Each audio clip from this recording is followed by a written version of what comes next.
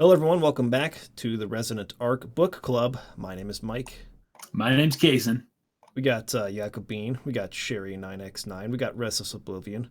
We got Greg Troyan. That's enough to have a discussion on That's crime and enough. punishment. Oh, we got 9 people. We broke the record. Nice.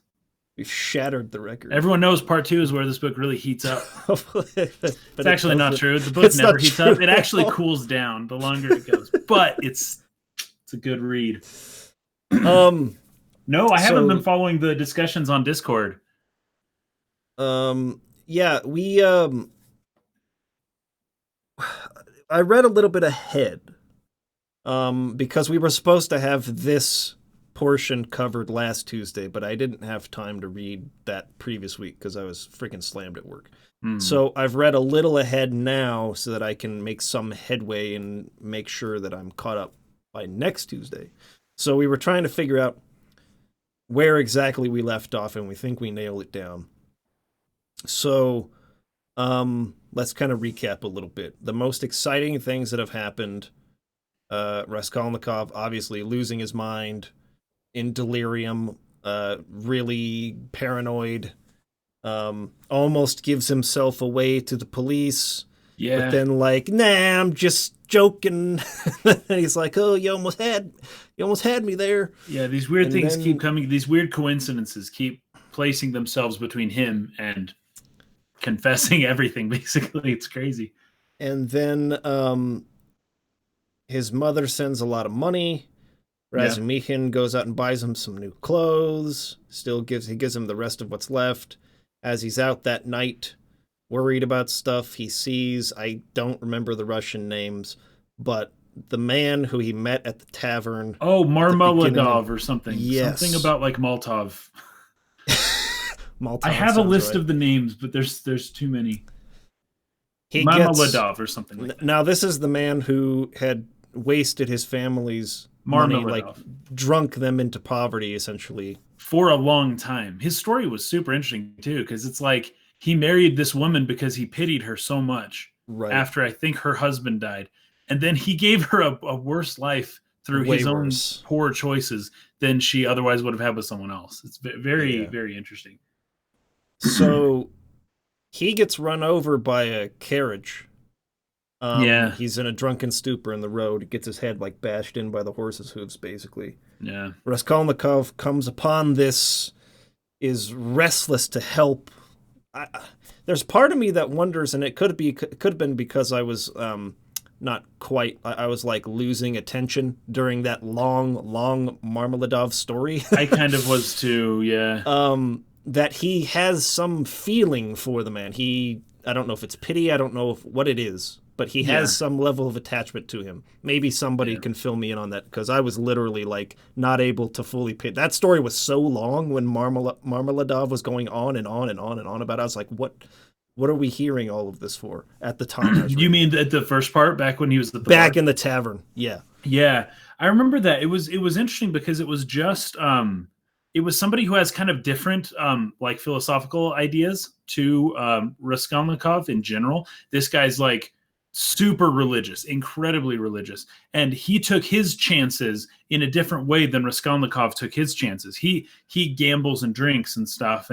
And whereas Raskolnikov clearly emotionally and he kills somebody, right? So they took their risks in different ways. Whereas this guy is good intentioned, right? This guy would never kill somebody. But his life, he's just being punished over and over and over by his own poor choices. Whereas Raskolnikov, who has made very, very bad choices, is kind of by sheer luck getting away with everything. And I think he felt, I don't know exactly what Dostoyevsky had in mind there, but I believe he felt some type of what's the word? Some type of almost like unfairness. Or what? Like obligation?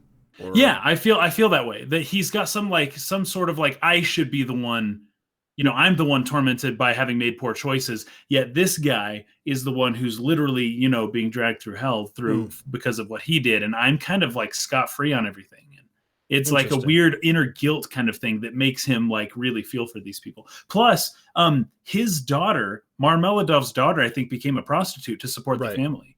Yeah. And I believe when he read the letter about how his own sister had been driven towards that direction of work as well, Well, due to just to put him through college. Or I know yeah, she was she going to marry was. somebody, but she was a governess, and I remember looking that up. She was kind of a Well, she was. It was. I forget that guy's name. Anyways, the yeah, place where she was at, that yeah, guy had made a pass on her, right? yeah, And she had exactly. refused him, but then her reputation was ruined, or at least challenged in the Because of the region. woman. Because, but then the woman that the man was married to went around and was like, no, no, no, none of that's She true. exactly. She And recanted then or whatever. she died a very mysterious circumstance, or at least some people thought the husband had maybe killed her. That's what the mother and sister might have think had happened.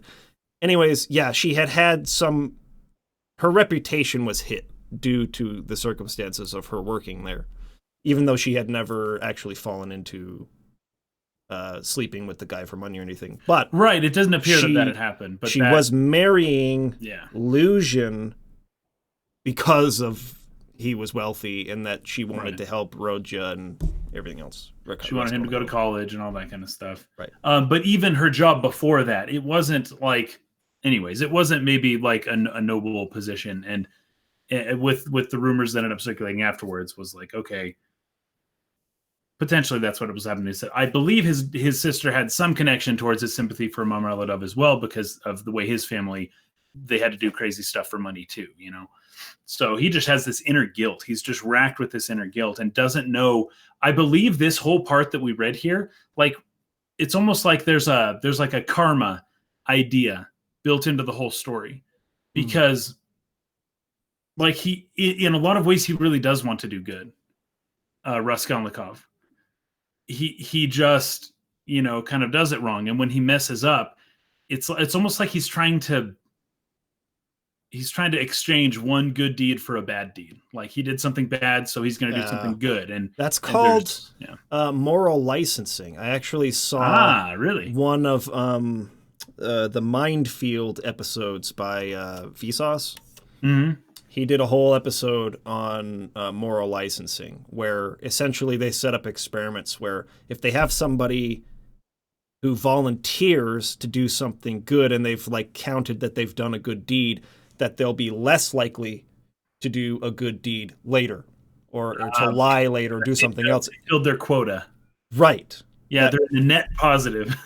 Right. That there might be some moral licensing going on there where he has murdered, so. But if he takes care of this man's family, then maybe he's justifying it in some way. Because he gets this, and I know you're still recapping things. Do you want to keep recapping, or do you want to keep diving into this? Go for it. Go for what you're going to say. He gets this strange elation from helping off Marmeladov, right? He starts thinking in his mind, and by giving all of his money that he had at the time to Marmeladov's wife, who she was talking about how, like, we aren't going to have any food tomorrow, kind of thing, you know, and she didn't know like where the next where their money was going to come from.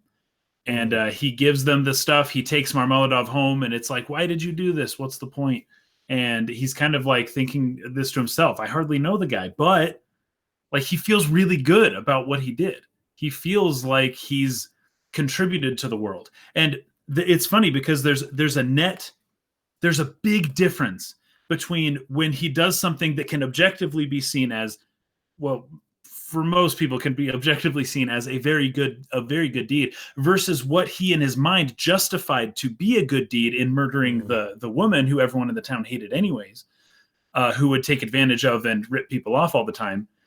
There was a difference between a genuine good deed and his own little justification for killing somebody and thinking he was doing the world a favor. And the difference was manifest in his emotional reaction after each event. After he did one thing, clearly his mind, spirit, body were not because he got able to handle that. It was, as much as he thought he was doing good, in truth and in spirit and in emotionalness, it was very much not a good thing to do. Whereas this other deed that was a more genuine, I'm helping you out of the goodness of my heart kind of thing, all of a sudden his he spirits felt are lifted. an opposite effect. Probably the effect that you would think that anybody who did something good felt. But despite the fact of moral relativism and objective good versus Morality. bad kind of stuff, even though he had done away with that, and he's like, there is no objective goodness or badness, clearly in his inner belief system, in like deep down inside, he somehow knew that there was a difference, and it affected him, and it was manifest in his elation after doing an act of genuine good. Okay, a couple comments here from Greg Troyan. I think Raskolnikov is conflicted and wants to do good in the world. He developed a relationship with Marmeladov just by conversing for such a period and felt sympathy for the family. He acts on impulse of doing good deeds like giving the family money. He's an emotional wreck. That is very true. He's an emotional wreck. Oh my gosh, yes. Restless Oblivion says, I think that in Raskolnikov's mind, if not reality and Dostoyevsky's own opinion, marrying for wealth is equivalent to prostitution. I think that's the way Raskolnikov saw it. Yeah. So the connection there you were making with Sonia, the daughter of Marmeladov, and freaking Dunya, his Raskolnikov's sister, right? That there definitely could be a connection there. We'll get to that in a second. Yeah, I feel like he was able to relate on some level. Colin Pelusa says, has Kaysen read or seen A Clockwork Orange? I saw that comment, and I gotta say, I was supposed to watch it in school, and I think we actually watched it in class. Probably an edited version or something, but I don't really actually remember it very well. So, yeah. It's a movie I need to see too. Colin's talked about it in the past. It's director of like 2001 and what's his film? Kubrick? I think it's a Kubrick film, right? Oh, really? Could be wrong about that. Jeez, it's been almost 20 years. So, my memory just doesn't go that far anymore. Greg Troyan says, I think he's generally acting heavily on impulse. His life is in such shambles, he can just as easily hop between killing a person and giving away all his money. Yeah. But the deeper like thing to that is the fact that in both instances he has convinced himself that he's doing good. Only in one instance does his spirit actually agree with his mind in this is a good thing to do, right? Right. But I think that's kind of a really big Colin says difference. Clockwork Orange is sort of an opposite situation. Reminds me of the main character in Clockwork Orange, how he becomes sick whenever he tries to do anything immoral. Okay, so yeah, then after this happens, he goes back home after having done what he felt was a good deed. His spirits are higher, he's feeling better.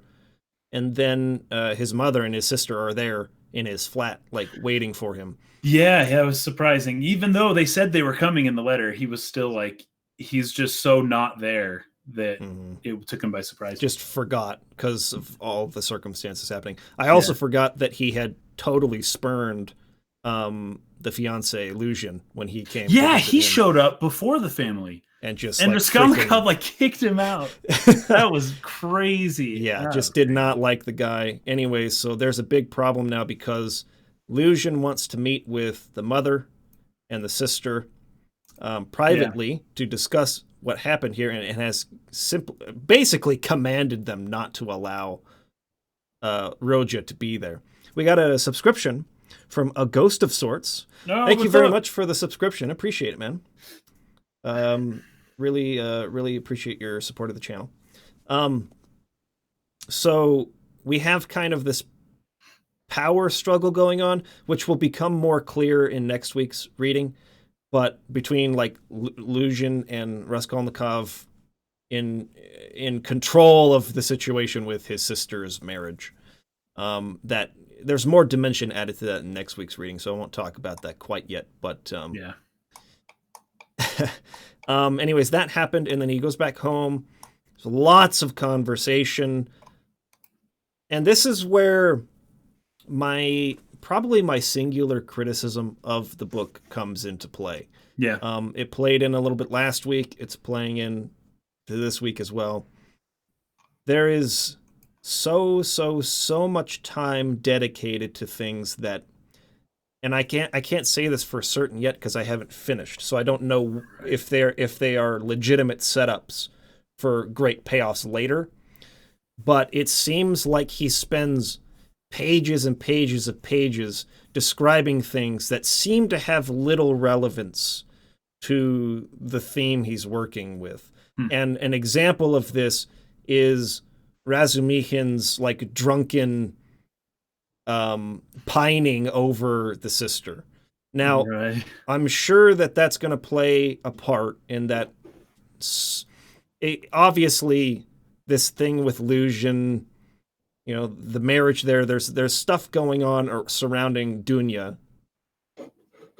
Raskolnikov's sister, that may have some relevance later on to Raskolnikov's current predicament, his internal battle within himself to either moralize or justify what he did or whatever.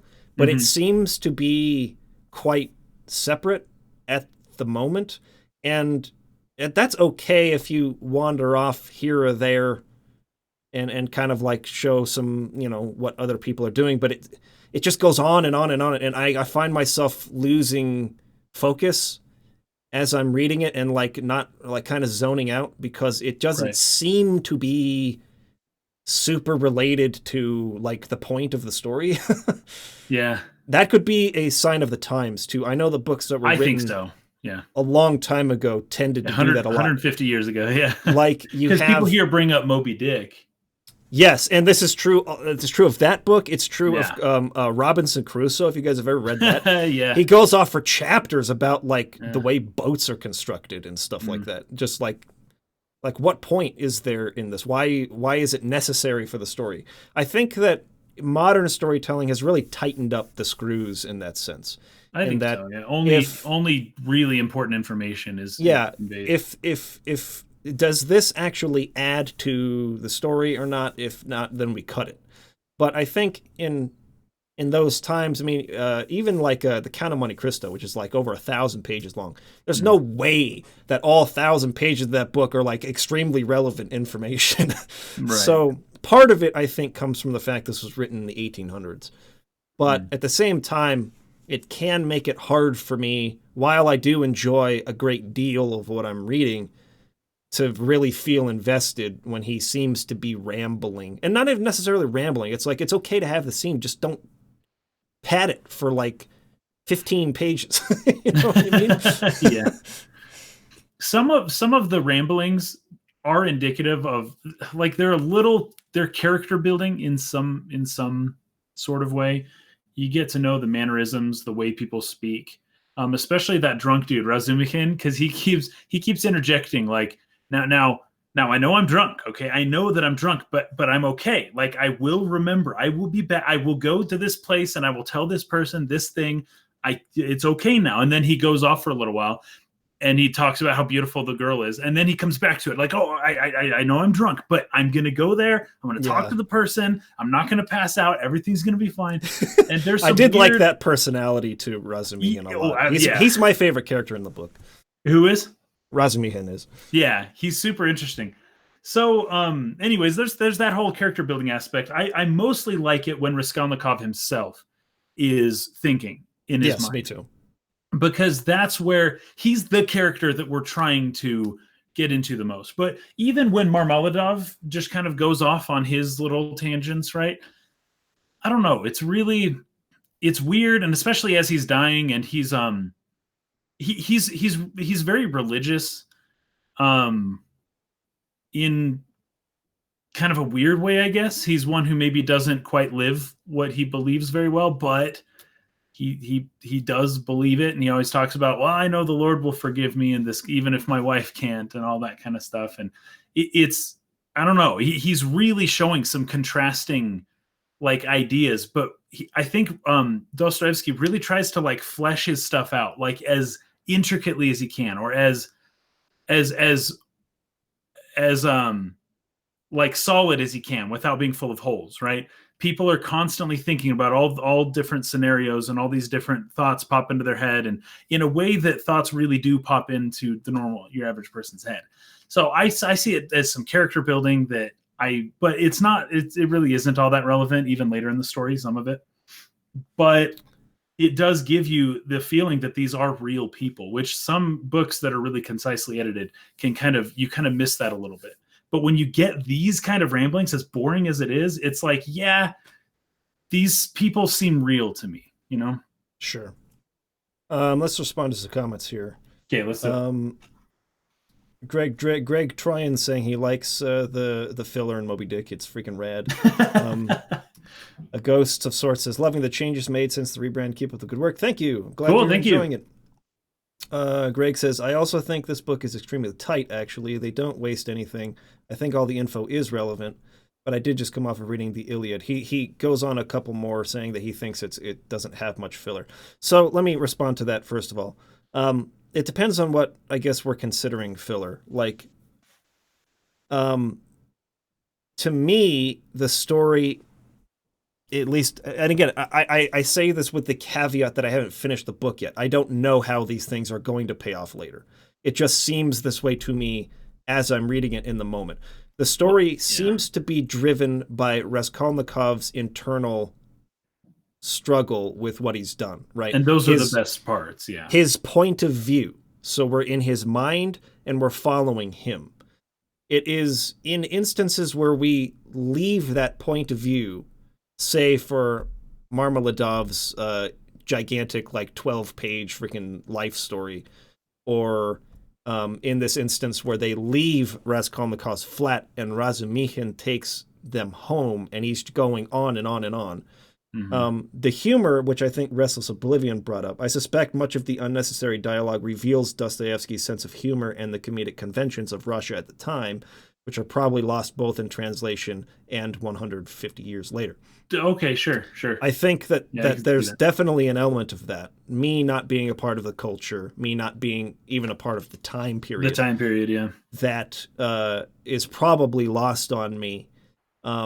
As well as the fact that I've been raised in a world where stories are taught or told in much like shorter, especially with like films and television shows being half an hour long. You know, you kind of get raised or I guess get used to the flow or pace of modern storytelling. So jumping back to a time when none of that existed, and you didn't have something to watch every 30 minutes or a million movies in your queue on Netflix or whatever that you could, you know, that catching the attention and keeping it and making that pace move really quick was not a part of just like a common person's life. So, you know, this kind of like slow burn and let's do an aside here and just follow these characters and have some humor. While seeming today to me to be like a ramble or a non sequitur or just something that doesn't really relate or doesn't have much relevance to the central plot, which appears to me to be Raskolnikov's internal struggle with this idea of morality, what is and is not allowed, or what is or what is not moral. And we'll get more into this, which is too bad, next week. Right, because next week we have the conversation between Porfiry, and we get to know a little bit of what Raskolnikov has written and published in the past about this kind of thing. That's probably the most interesting part of the whole book. That, to me, is really what the book's about. Yeah, exactly. And so when we have these long asides with other characters, to me it seems to feel like it's dragging. It's not really relevant. But again, I don't know.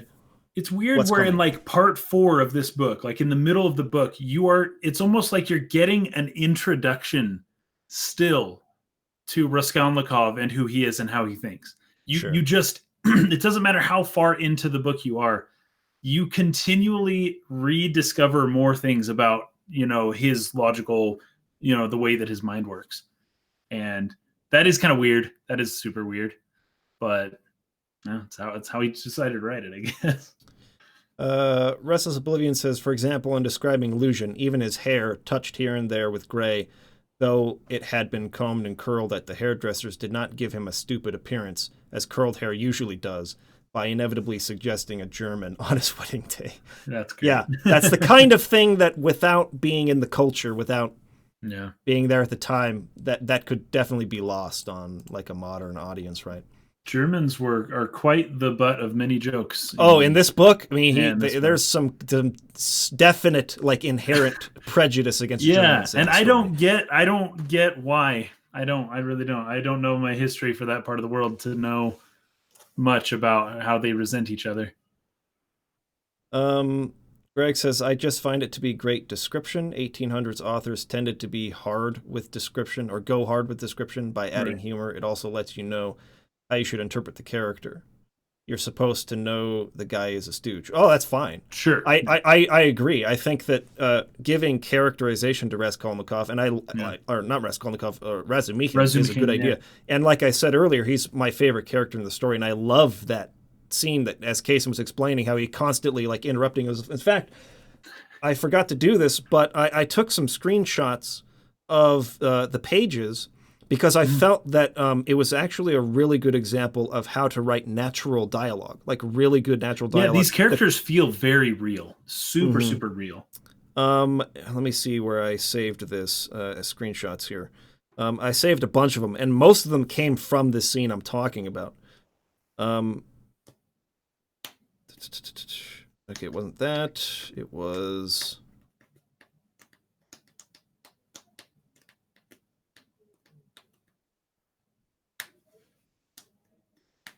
Okay, that's him teasing him. That's in next week's reading. Hold on, let me just get to it. Okay, like he's constantly interrupting himself, partly because he's drunk, but also because this is how people talk. And basically, they don't say a word to him. He's just going. It's so funny. He's like, oh, it's not exactly ... You see, since you've been ill, I happen to have mentioned you several times ...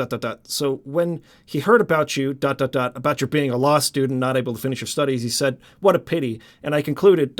from everything together, not only that yesterday Zamatov, you know, Rodya, I talked some nonsense on the way home to you. He just like this is a very natural way that people speak that a lot of authors they don't really capture that. Like they make their dialogue really neat. And poetic and and it's like sometimes that works. In fact, one of the best examples of this is writer of the Facebook movie, the Social Network. Oh, Aaron Sorkin. Aaron Sorkin is he's a great writer. I'm not saying this as enough. He mixes them together very efficiently. More often than not, Sorkin's style of writing is people are very witty and they don't mess up what they say, and they strike back with exactly the right perfect thing to say. They don't stumble over their words. They speak very poetically. When people give speeches, they just roll on and there's an artistry to it that and the words are very inspiring, and so it works. But people do not talk the way that Sorkin writes dialogue usually. People usually are much more clumsy. They stumble on their words. They interrupt themselves. They say, like. And that's more of the style that you see really well in like the Coen brothers dialogue. Like the Coen brothers write the mistakes into the scripts. And a lot of characters going, you know, like, and then they kind of, and that's something that I noticed in this book that he does really quite well, is that the dialogue, while very long, like long paragraphs of dialogue, he sort of works in those kinds of mistakes in the way people talk that makes them feel very believable and very natural. So, in response to what Greg Troyan is saying, I'm not saying the scene should be cut by any means. I'm not saying that it shouldn't be there. Way too long. It's just that I feel it's much too long and gets way too far away from the meat of the theme of the story, which is Raskolnikov's battle with the morality of what he's done. But yes, obviously, we need to have moments of characterization for Raskolnikov's family members, for Razumihin, for Porfiry, for Luzhin. There's an aside that happens in next week's reading with Luzhin's thoughts. But that section's really short. It's exactly the right length. And you get a really good sense for like the man's temperament and just like how kind of an ugly person he is. And we'll talk about that, like I said, next week. But it's not 20 pages. It's a couple pages long. And for me, that would help with the story's pacing. But again, I'm saying this 150 years removed with lots of evolution in how stories are told and improvements have been made. And some might say, obviously, there are things that were done better in older stories than now. But anyways, it's just an observation. It's not like a hard criticism. It's not that I feel like it's bad.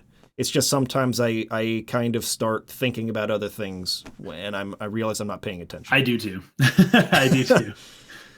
This is funny. Restless Oblivion says all of Sorkin's characters live in a time loop where they think of the clever response 2 hours later. They instantly travel back in time to use it. All of the characters have this ability and use it in every conversation.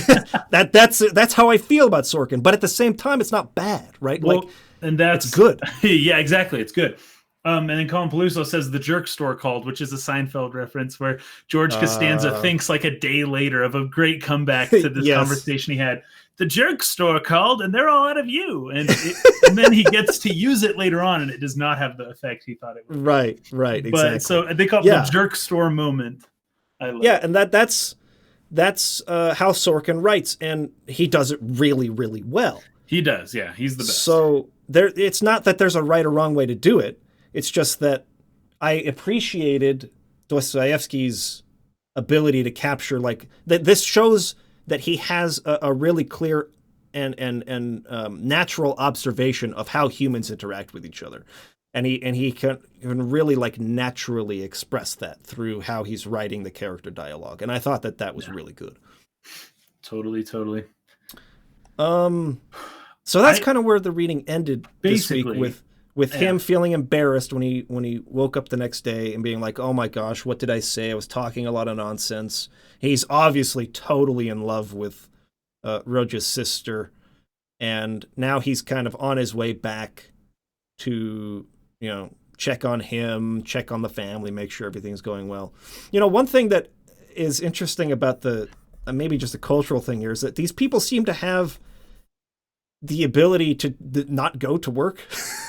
Just like do whatever they want all day long. Russia's weird, man. I tell you what, this is why they fell to communism so easily. But Russia has alcohol is just a very important thing to Russians. They many of them will drink for a very long time.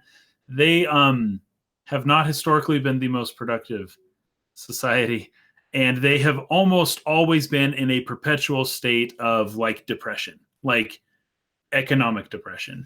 And that's been true as far as Russia, as long as Russia has existed. Honestly, it has really sucked to live there. So my guess is that unemployment rates are just really high, as they have been in Russia for a very long time.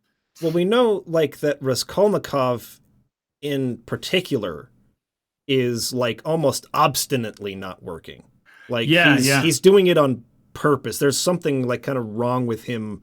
That's true. Morally, mentally, that he's just sort of like, I'm not going. He has opportunities. It's like he feels to he's work. Above that or something. Yes, and that's going to play into the philosophical discussion that we'll talk about next week. Yes, he feels he's above the things. Theme of the book. But like Razumihin, he doesn't go to work. He's just like, I'm just going to help. I'm going to help you. I'm going to come check on you. I'm going to check on your family. He's just like dropping everything, and I'm wondering, like, does he not work? Does he not? Like, what does he do? A lot of these people, I know he's into like publishing. There's later on, there's a conversation about him wanting to start like a publishing business with some money that they get later. But he seems to be dropping everything in life, and there's a lot of people seem to be available to meet in the middle of the day, and I'm curious about, like, do these people go to work? Is there a totally different like economic framework under which people do now? At this time, it was the same as most places. Just it's Russia, man. This is also part of why the Marmeladov monologue from when he was at the bar works so well. Marmeladov used to have a job. I think he worked at a factory or something. Yeah. He got laid off, which is something that a ton of Russians can relate to, and probably also fosters a lot of the sympathy that you see, not just from Raskolnikov's part, but I think also on Dostoevsky's part of like, it sucks, but this happens all the time to so many people. In any case, I think next week's where we're going to get into the real, like, crazy stuff. Next week's going to be killer. I do have one more note that I have to just mention, especially as we go into next week's reading. And this is, in my opinion, a big theme of the entire book, right? So it's just a series of questions, and think about them and do your best to try and answer them, or at least answer what you think Dostoyevsky's answer would be. Actually, I was thinking about doing something similar. I'm glad you brought this up because I forgot I was going to do it. Yeah? Go for it. Okay. What do you really know about what you believe? Do you truly believe what you say you believe? Or do your belief systems go much deeper than what you are capable of professing? There you go. Just think about that for a bit. In addition to this, and this is something I've thought about and something I was thinking we'd probably get into more when the book was over, which is sort of like the essential question being brought up.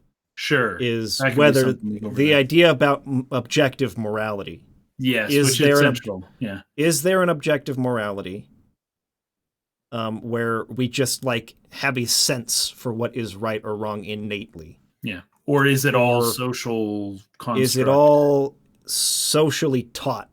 Yeah. Nature versus nurture. Is it nature that we know what's right and wrong, or is it nurture that we know what is right and wrong? Is it taught to us in such a way that it becomes ingrained? Yeah. So that is the question. Have those thoughts in mind. We may not get fully into that discussion, but Kaysen's questions, there's actually some good stuff I've seen recently on that too. Yeah. That I'll bring with me next time. Me too, actually. That would be a fun discussion to have. Okay, fellas, anything else you guys would like to say before we wrap up for today? Anybody? George R.R. Martin. Okay. I was like, who's Gurm? Okay, hold on. Dostoevsky describes everything like George R.R. Martin describes feasts. Hold on. I have a great freaking video I need to share with you. Yeah. And at first I thought this was a parody. At first I thought this was a joke. But it's legit George R.R. Martin's writing. Now, I read the first 3 books in the Song of Ice and Fire. On book 4, I started to get... I wasn't into it as much anymore. So I kind of stopped reading on book 4. I thought it got really boring. But, that being said... Hold on. Oh, it's in here. I'm going to send this video to you, Kaysen. Okay, let's see it. George Martin, I think, is really... He has moments of really brilliance. And then he has moments where he writes just... It's just bad. Really, really bad. And this is an example of this. I'll put this in the chat, too. Hold on, let me send it to Kaysen first. This is legit a quote from, I think, A Dance with Dragons. He actually wrote this. This is not a joke. I'm going to put it in here, too. For anyone who wants to see that. It's,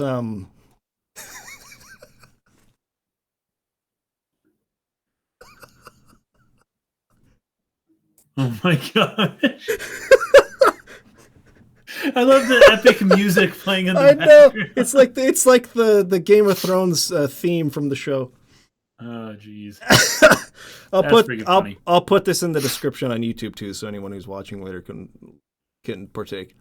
But he has moments like that too, where it's just like, what? What are you doing? But and this is total non sequitur. But this is partly why I don't like fantasy books that are like freaking 300,000 word, like 700 page freaking like tomes. Because when you start writing that freaking much, I just feel like you inevitably kind of rush through certain parts, and your editor has so much to go through that they just like don't get everything, and then you have a paragraph like that. It's just like nobody stopped and said like, so we should probably not let's not publish this one.